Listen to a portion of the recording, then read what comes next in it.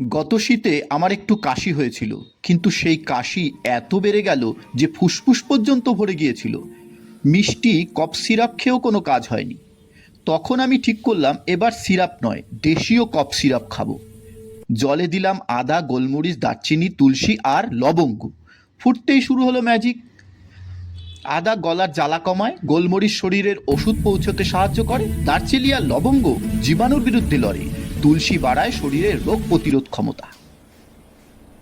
আমরা সহজ বলে বাজার থেকে কিনে মিষ্টি সিরাপ খাই, কিন্তু শরীর চায় সঠিক উপাদান, মিষ্টি নয়।